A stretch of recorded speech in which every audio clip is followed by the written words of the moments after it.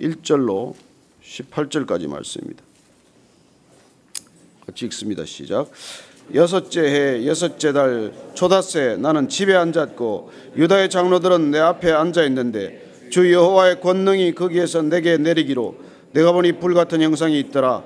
그 허리 아래 모양은 뿔과 같고 허리 위에는 광채가 나서 단 새 같은데 그가 손 같은 것을 펴서 내 머리털 한 모숨을 잡으며 주의 영이 나를 들어 천지 사이로 올리시고 하나님의 환상 가운데 나를 이끌어 예루살렘으로 가서 안뜰로 들어가는 북향한 문에 이르시니 거기에는 질투의 우상 곧 질투를 일어나게 하는 우상의 자리가 있는 곳이라.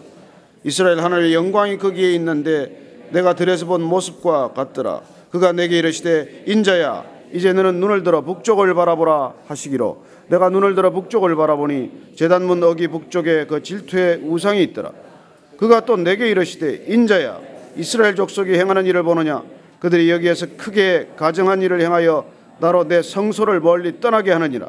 너는 다시 다른 큰 가증한 일을 보리라 하시더라. 그가 나를 이끌고 뜰 문에 이르시기로 내가 본즉 담에 구멍이 있더라. 그가 내게 이르시되 인자야 너는 이 담을 헐라 하시기로 내가 그 담을 허니 한 문이 있더라. 또 내게 이르시되 들어가서 그들이 거기에서 행하는 가증하고 악한 일을 보라 하시기로 내가 들어가 보니 각양곤충과 가증한 짐승과 이스라엘 족속의 모든 우상들 그 사방 벽에 그렸고 이스라엘 족속의 장로 중 70명이 그 앞에 섰으며 사반의 아들 야사냐도 그 가운데 섰고 각기 손에 향로를 들었는데 향연이 구름같이 오르더라. 또 내게 이르시되 인자야 이스라엘 족속의 장로들이 각각 그 우상의 방한 어두운 가운데서 행하는 것을 내가 보았느냐. 그들이 이르기를 여호와께서 우리를 보지 아니하시며 여호와께서 이 땅을 버리셨다 하느니라. 또 내게 이르시되 너는 다시 그들이 행하는 바 다른 큰 가증한 일을 보리라 하시더라. 그가 또 나를 데리고 여호와의 전으로 들어가는 북문에 이르시기로 보니 거기에 여인들이 앉아 담무스를 위하여 애곡하더라. 그가 또 내게 이르시되 인자야 내가 그것을 보았느냐. 너는 또 이보다 더 큰 가증한 일을 보리라 하시더라. 그가 또 나를 데리고 여호와의 성전 안뜰에 들어가시니라. 보라 여호와의 성전 문 곧 현관과 제단 사이에서 약 25명이 여호와의 성전을 등지고 낯을 동쪽으로 향하여 동쪽 태양에게 예배하더라. 또 내게 이르시되 인자야 내가 보았느냐. 유다 족속이 여기에서 행한 가증한 일을 적다 하겠느냐. 그들이 그 땅을 악행으로 채우고 또다시 내 노여움을 일으키며 심지어 나뭇가지를 그 코에 두었느니라. 그러므로 나도 분노로 갚아 불쌍히 여기지 아니하며 긍휼을 베풀지도 아니하리니 그들이 큰 소리로 내 귀에 부르짖을지라도 내가 듣지 아니하리라. 아멘. 오늘 보니까 여섯째 해 여섯째 달 초닷새 하나님께서 다시 에스겔을 들어서 왜 이스라엘이 심판받을 수밖에 없는지 그 우상 숭배 현장으로 그를 데려가는 모습을 봅니다. 그발 강가에서 하나님을 배웠습니다. 하나님의 영광을 보았지요. 그리고 하나님께서 그를 이스라엘 백성들을 위하여 390일간 그 죄를 뒤집어 쓰라고 말씀하셨습니다. 그로부터 지금 14달 정도가 지났기 때문에 그 390일이 끝난 것으로 추정이 돼요. 어쩌면 다시 남유다를 위해서 40일간 오른쪽으로 들어 누워 있어야 할 그 시간과의 중간 시간쯤인지 모르겠어요. 어쨌건 그 390일과 40일 다 합쳐서 끝난 시간 같지는 않습니다. 그러나 하나님께서는 한 소명이 끝나면 다음 일을 위해서 하나님께서 맡아야 할 일의 그 내용을 어쩌면 소상히 설명해 주기 위해서 하나님께서 그를 데리고 그의 영을 데리고 예루살렘 성전으로 가는 모습을 보게 됩니다.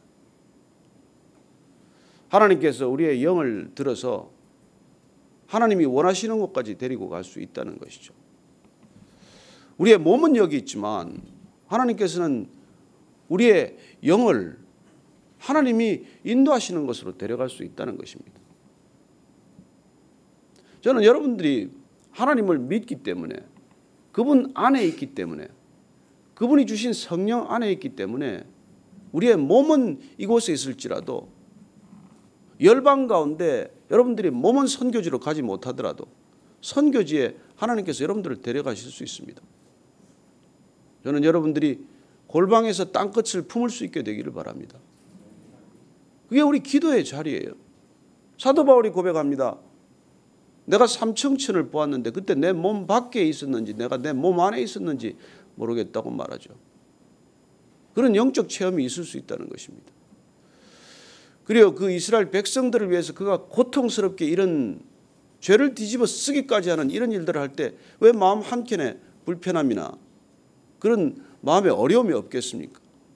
그리고 이스라엘 백성들이 심판받아야 한다는 데 대해서 그 나름대로 그 마음 가운데 왜 이스라엘 백성과 같이 그런 안타까움이 없겠어요?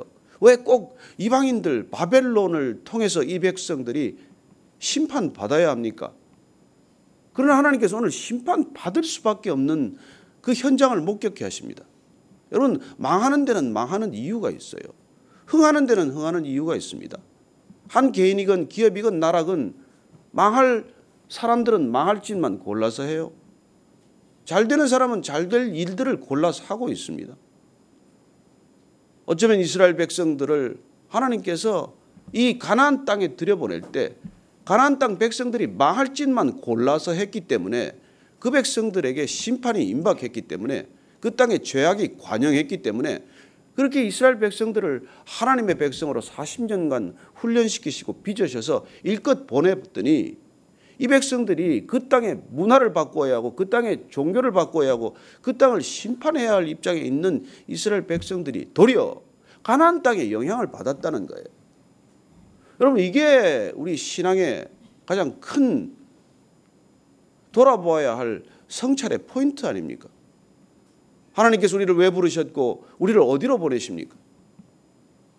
우리가 가 있는 곳에 주님께서 보내신 목적은 무엇입니까? 그 땅을 바꾸고자 하는 것이죠. 주님께서 우리를 들어서 그 땅을 심판하시고자 하는데 그 땅을 변화시키고자 하는 그 열망을 가지고 우리를 보내셨는데 일껏 보냈더니 우리가 그쪽의 영향을 도로 받아서 그 사람들처럼 변해버린 것 아닙니까? 그래서 문화란 두려운 일이에요. 문화 속에 우리가 점점 마치 이렇게 훈제되듯이 말이죠. 문화가 우리 안에 점점 스며들어서 마치 훈습되듯이 말이죠. 우리 자신도 모르는 사이에 그렇게 점점 변해가는 것이죠. 끊임없이 우리가 세상 문화 속에 있으면 세상 사람이 되는 것입니다. 세상 문화를 바꾸기 위해서 우리를 부르셨는데 세상 문화에 젖어들려고 우리를 보낸 게 아닌데 근데 우리는 세상 사람들처럼 생각하고 세상 사람들처럼 그렇게 갈망하고 세상 사람들의 모습처럼 그렇게 변해가는 것이죠. 그래요. 뭐 옷 좀 따라 입고 뭐 화장 좀 따라 하는 거야 어떻겠습니까? 그러나 그 사람들이 섬기는 것, 그 사람들이 기본적으로 가지고 있는 가치관마저 우리가 답습한다면 그건 하나님께서 우리를 택하시고 부르시고 보내신 목적과는 전혀 다른 것이죠. 여러분, 이 땅에 왜 교회가 지금 비난받겠습니까? 왜 교회가 이렇게 수모를 겪도록 하나님께서 내버려 두시겠습니까?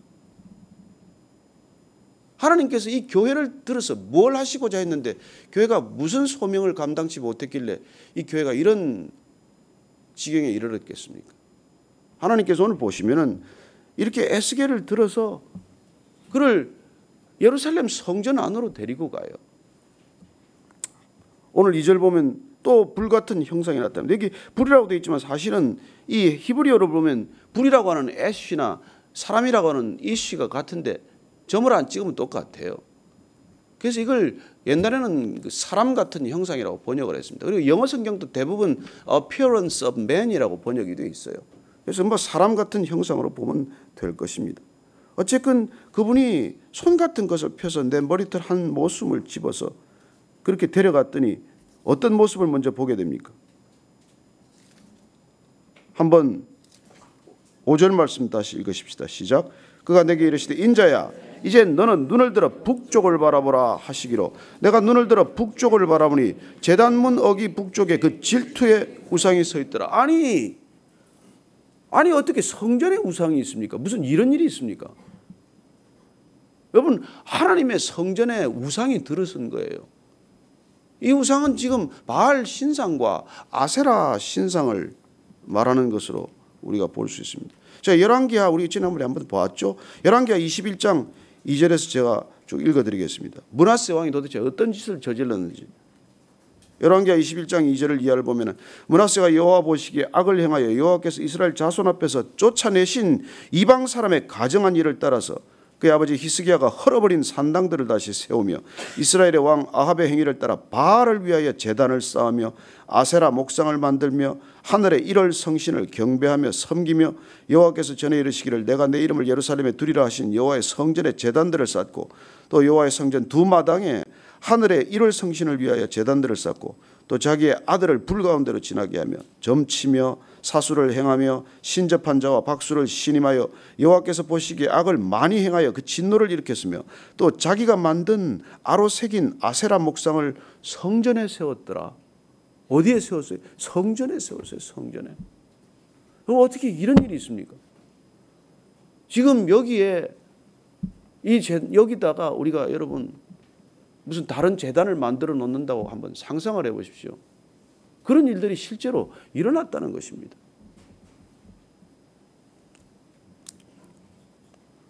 정말 하나님께서 여러분 참아도 너무 참으신 거 아니에요? 저는 하나님 보시면은 참 때로는 좀 죄송한 편이지만 안 됐다 그런 생각이 있어요. 얼마나 견디셨고 얼마나 참으셔야 하는지. 여러분 390년을 참았다는 거 아닙니까? 여러분 3년인들 참으시겠어요?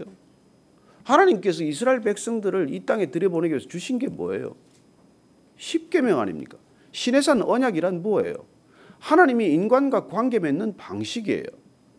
내가 너를 나의 백성으로 삼았다면 내가 나하고 적어도 우리가 관계를 맺고 관계를 지속하기에 합당한 예절을 지키라는 거예요. 우리가 인간으로서 하나님과의 예절 맺는 방식, 그렇게 예절로 대하는 방식이 나 이외에 다른 신을 두지 말라. 형상을 아로새긴 그런 우상들 만들지 말아라. 그리고 내 이름을 함부로 그렇게 일컫지 말아라. 그리고 안식일 지켜라. 전적으로 나한테 몰입하는 시간을 좀 가져봐라. 이게 하나님과의 관계 맺는 방식이에요. 그럼 첫 번째가 뭐예요? 나 이외에 다른 신 두지 않는 것 아닙니까? 여러분 결혼할 때 첫 번째가 뭐예요? 아내 이외에 다른 여자 두지 않는 거 아니에요? 남편 이외에 다른 남자 두지 않는 거 아닙니까? 그게 기본 아니에요? 기본 전제고 기본 예절이고 기본 관계 아닙니까? 그걸 어겼다는 거예요. 그걸 어겼다는 거예요. 우상 숭배라는 게 뭡니까? 여러분 신혼 살림 차려놓고 또 바람 피웠다는 것과 뭐가 달라요? 회사에 취직해놓고 회사에 가서 회사 일 안 하고 온라인 게임하고 앉아있는 거랑 뭐가 달라요? 그러고서 월급을 받아요? 직장에 보면 그런 사람들 많아요. 보면은 출근해서 엉뚱한 일이나 하고 채팅이나 하고 주식 투자나 하고. 여러분 어느 사장이 좋아하겠습니까? 마찬가지로 결혼해놓고 적어도 우리가 지켜야 될 게 뭐예요? 배우자에 대한 예절 아닙니까? 그걸 하나님과의 관계에서 어겼다는 거예요. 그런데 하나님이 얼마나 참으셨어요? 대를 이어 참으셨습니다. 저는 하나님께서 정말 우리 인간에 대해서 참으시는 게 놀랍도록 참으셨다고 믿습니다.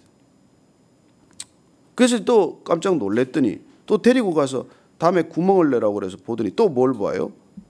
10절 말씀 보십시다. 시작. 내가 들어가 보니 각양 곤충과 가정한 짐승과 이스라엘 족속의 모든 우상을 그 사방벽에 그려놓았대. 그 곤충들이라는 거 다 애굽에서 있는, 여러분들 애굽의 10가지 재앙 알지 않습니까? 그 재앙의 대상들이 다 곤충들, 짐승들 아닙니까? 풍뎅이 벌레 같은 것들 말이에요. 무슨 뭐 나일강에 무슨 뭐 이런 그런 것들을 잔뜩 벽에다가 그려놓은 것을 봅니다. 그러니 하나님의 성전을 만신전, 만 가지 신으로 그렇게 우상으로 도배를 해놨다. 그거죠. 성전에 늘어선 우상들을 그렇게 주님께서 보여주시는 것입니다. 그래서 인자야 이스라엘 족속의 장로들이 12절 보면은 11절 12절 보십시오. 이스라엘 족속의 장로 중 70명이 그 앞에 섰으며 사반의 아들 야사나도 그 가운데 섰고 각기 손에 향로를 들었는데 향연이 구름같이 오르더라. 여러분 이 우상 숭배의 주범이 누구고 누가 앞장섭니까? 장로들이 앞장섰다는 거예요. 여러분 이게 어쩌면 저는 어제 이 말씀을 묵상하면서 우리는 어떠냐? 이 시대 교회는 어떤가? 이 시대 교회의 타락의 주범은 누군가? 어쩌면 목회자와 오랫도록 신앙생활 한 사람들 아니겠습니까? 새로운 새신자들이 뭘 알겠어요? 오랫도록 신앙생활을 했다고 하는 사람들이 어떻게 보면 신앙이 변질되기 시작을 하면서 하나님 한 분께 의지하는 것이 아니라 그냥 하나님은 하나님이고 세상은 세상이고 뭐 성경은 성경이고 또 세상은 세상이고 그렇게 다른 삶을 살아갈 때 우리는 이들과 동일한 모습을 가지고 사는 거예요. 말씀 따르고 우리의 행동은 따르고 무슨 소용이 있겠습니까? 무슨 소용이 있겠어요? 그래서 지금 하나님께서 내가 보았느냐? 응? 그리고 그 사람들 지금 무슨 얘기를 하느냐 보십시오. 여호와께서 우리를 보지 아니하시며 여호와께서 이 땅을 버리셨느니라 그렇게 얘기하고 있다는 거예요. 하나님이 어디 있냐? 하나님 우리를 버리셨지 않냐? 그런 얘기들을 하고 있는 장소는 성전이고 그들이 올리고 있는 향로를 들고 있는 그 향로의 대상은 우상을 향한 향을 피우고 있는 것 아닙니까? 우상들에게 기도하고 있다는 뜻 아니에요. 그런 종교적 현실을 보게 하신 것이죠. 더 가증한 일을 보게 하십니다. 또 성전 주변은 어떤 일이 일어나고 있습니까? 14절 보십시오. 시작. 그가 또 나를 데리고 여호와의 전으로 들어가는 북문에 이르시기로 보니 거기에 여인들이 앉아 담무스를 위하여 애곡하더라. 이거 바벨론 신이에요. 바벨론 신인데 무슨 이게 멧돼지에 받쳐 죽었다나요? 그래서 이 신 받쳐 죽은 걸 애통해야 하는 그런 눈물을 흘렸다고 말합니다. 그런데 그 담무스의 아내가 이시타르가 가서 끝까지 그 남편을 데려왔는데 그 남편이 6개월은 죽어 있고 6개월은 살아 있대요. 그래서 6개월 죽는 동안은 애곡을 시작되는 때 6일 동안인가 7일간 이렇게 여자들이 눈물을 흘렸다는 거예요. 하나님을 섬긴다고 하는 여인들도 이런 우상 숭배에 빠져 있었다 그 말입니다. 또 어떤 일이 있습니까? 그가 또 16절 말씀입니다. 시작. 그가 또 나를 데리고 여호와의 성전 안뜰에 들어가시니라. 보라 여호와의 성전 문 곧 현관과 제단 사이에서 약 25명이 여호와의 성전을 등지고 낯을 동쪽으로 향하여 동쪽 태양에게 예배하더라. 열왕기하 23장 11절을 보면 태양 수레라는 게 나와요. 태양신을 또 숭배한 것이죠. 태양신이란 여러분 애굽의 신 라 신 아닙니까? 태양. 그걸 또 숭배한 거죠. 여러분 신명기 때 보면 하나님께서 이거 들어가서 그런 짓 하지 말라고 경고를 하셨어요. 제가 신명기 4장 말씀을 한번 읽어드릴게요. 신명기 4장 19절 말씀을 보면 이렇게 되어 있어요. 내가 하늘을 향하여 눈을 들어 해와 달과 별들 하늘 위의 모든 천체 곧 너희의 하나님 여호와께서 천하 만민을 위하여 배정하신 것을 보고 미혹하여 그것에 경배하며 섬기지 말라. 1월 성신 섬기지 말라는 거예요. 여러분 해와 달과 별은 하나님께서 이 땅을 위하여 인간을 위하여 만들어 두신 장식품이에요. 내가 그곳에 너희들을 위하여 자리를 정해서 두었다는 거예요. 우리 박준석 형제 그 Made of Worlds라는 걸 제목을 그렇게 Pre-Big-Bang이라는 걸로 해서 우리가 4번 강의를 특별한 소중한 강의를 들었는데 여러분이 1월 성신이 뭐예요? 여러분 이거 다 만들고 나서 인간을 제일 나중에 만드셨어요. 여러분 제일 나중에 만든 게 목적 아닙니까? 제일 나중에 만든 걸 그것 때문에 앞에 다 사전에 정지 작업하는 거 아니에요? 인간 하나 두기 위해서 하나님께서 하신 일을 한번 보십시오. 그런데 그걸 왜 섬기냐냐, 그걸 왜 경배하느냐고 지금 하나님께서 통탄하시는 것이. 그건 너 때문에 만들어 놓은 건데 그게 내 우상이 되고 신이 될 수 있냐는 것이죠. 여러분 물질이 뭡니까? 그걸 왜 섬기냐, 그게 왜 묶이느냐는 거예요. 여러분 물질을 마음껏 사용하십시오. 돈 마음껏 쓰세요. 그러나 돈에 묶이지 마시고 돈을 숭배하지 마십시오. 돈에 마음 빼앗기지 마세요. 그게 숭배하는 거나 마찬가지예요. 우리는 오늘날 이런 곤충들을 숭배하지 않고 이런 우상들을 만들지 않고 그런 우상들을 여기 성전에 갖다 놓지 않아요. 그러나 정작 하나님께서 우리의 성전 삼으신 우리 마음은 어떠냐는 것이죠. 지금 오늘 이 말씀을 들으면서 우리가 생각해야 될 건 무엇입니까? 지금 뭐 교회에 그런 우상들이 들어와 있나요? 더 중요한 것은 주님께서 그 성전을 그렇게 청소하시면서 이 성전 만민이 기도하는 집을 강도의 소굴로 만들었다. 그런 것도 물론 문제겠지만 그러나 더 중요한 것은 주님께서 성전 삼으신 이곳 내가 내 성령을 보내주리라고 하신 이 성령이 있는 이 곳에, 내 안에 성전 삼으신 곳에 나는 무슨 생각들을 하고 있냐는 것이죠.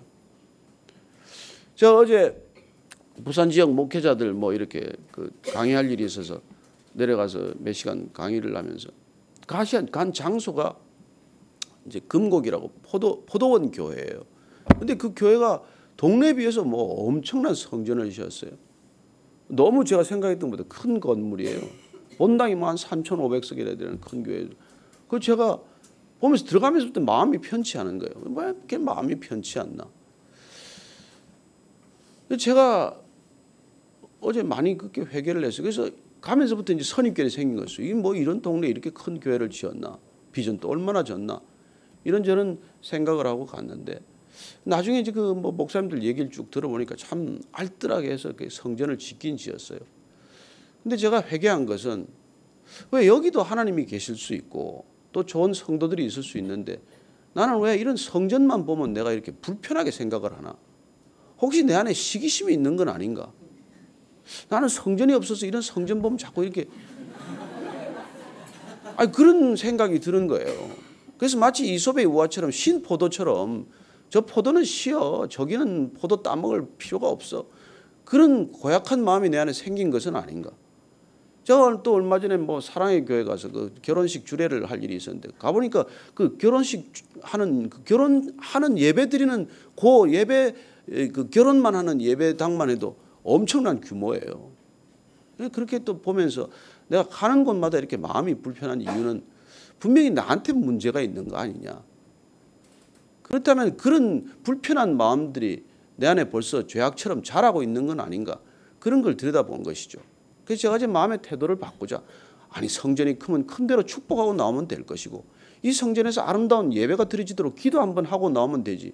왜 이런 성전을 세웠나 하고 고깝게 생각할 건 뭐냐. 그리고 우리 마음 가운데 여러분 그런 불편함들이 자리 잡았을 때 나를 들여다봐야지 자꾸 그 방만 들여다보면 어떡하겠냐는 것이죠.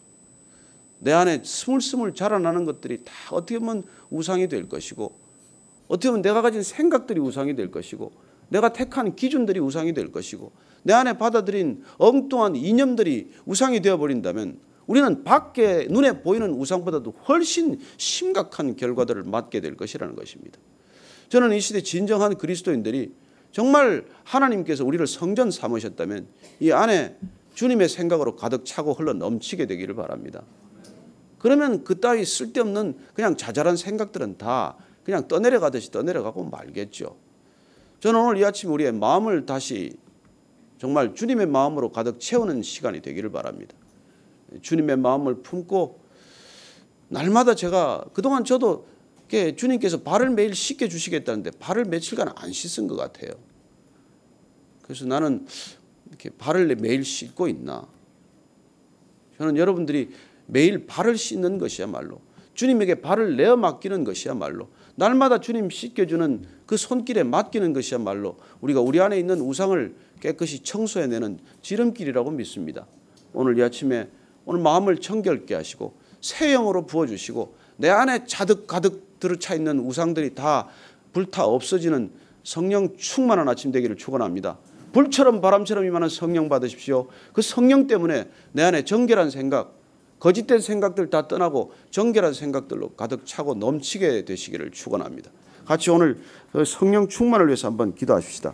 내 안에 있는 욕심들 다 떠나게 하여 주옵소서. 욕심이 잉태한 적 죄를 낳고 죄가 장성한 적 사망을 낳느니라고 하셨사오니 오늘 내 마음 가운데 욕심들이 떠나게 하시고 우상이 되어버린 모든 것들 다 사라지고 불태워지게 하여 주옵소서. 함께 기도하겠습니다. 하나님 아버지 주님 내 안에 더러워진 것들 다 사라지게 하여 주시옵소서. 하나님 욕심이 되고 시기심이 되어버린 것들 다 타고 없어지게 하여 주옵소서. 주님께서 정말 우리를 부르셨는데 거룩한 성전 삼으셨는데 하나님의 성전 가운데 하나님의 생각 하나님의 마음 말씀만 자리 잡게 하시고 인간의 헛된 생각 인간의 헛된 욕심 다 불태워 사라지게 하여 주옵소서. 주님께서 나를 부르셨사오니 주님의 마음에 합당한 걸음 되게 하시고 주님의 생각에 합당한 생각들 되게 하시고 거룩한 믿음의 걸음 되게 하여 주옵소서. 오늘 이 아침에 주님 우리 바다를 덮음같이 주님 말씀이 이 땅 가운데 편만하게 하시고 온 땅 끝까지 주의 거룩한 영으로 충만케 하여 주옵소서. 붙들어 주시옵소서. 하나님 아버지, 오늘도 주의 영으로 우리를 새롭게 하시고 충만하게 하셔서 하나님 세상이 부럽지 않고 세상이 두렵지 않게 하여 주옵소서. 내 안에 우상들 가득 차 있다면 주님 성령의 불로 헛된 우상들 다 태워버리고 없애버리고 정결한 영으로 새롭게 하여 주옵소서. 이제는 우리 구주 예수 그리스도의 은혜와 하나님 아버지의 무한하신 사랑과 성령의 기름 부으심과 불태우심이 이 아침에 우리 안에 우상 자리 잡지 못하도록 말씀으로 충만케 하시고 성령으로 충만케 하시고 은혜로 충만케 하기로 결단한 이 자리에 고개 숙인 모든 하나님의 사람들 위해 지금부터 영원까지 함께 하시기를 간절히 축원하옵나이다. 아멘.